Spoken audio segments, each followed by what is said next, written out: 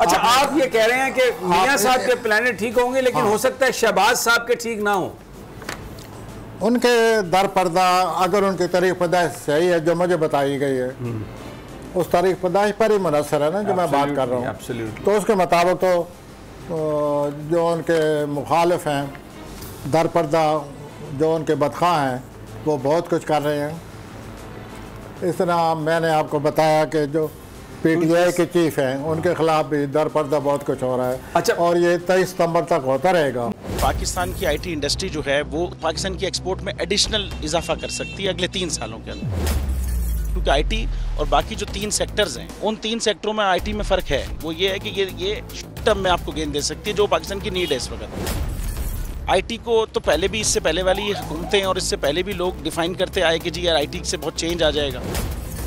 क्या वो इम्पैक्ट हुआ IT इंडस्ट्री के ऊपर जो हम समझते थे और चाहते थे? पाकिस्तान की IT एक्सपोर्ट्स इतनी हो जाएंगी कि पाकिस्तान के सारे मसले मसाइल ख़त्म हो जाएंगे, वो तो नहीं हुआ। आपकी जो पॉलिसीज़ हैं वो कॉन्फ्लिक्ट हो रहा है।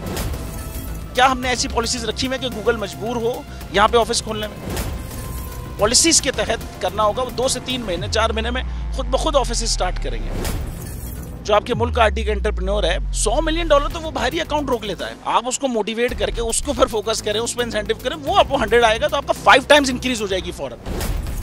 टेक्सटाइल में हम क्या करते हैं, हम उठाते हैं बाहर के किसी ब्रांड के लिए टी-शर्ट यहाँ बनाते हैं, उसको दे देते हैं। लेकिन अब IT के बाद अगर आप अपना ब्रांड बना के लोगो वहाँ पे बेचेंगे, चाहे B2B बेचें चाहे B2C बेचें, पॉसिबल है। पाकिस्तान की जो एक्सपोर्ट में ये $30 अरब से ज़्यादा का इजाफा इससे हो जाना खाली यार।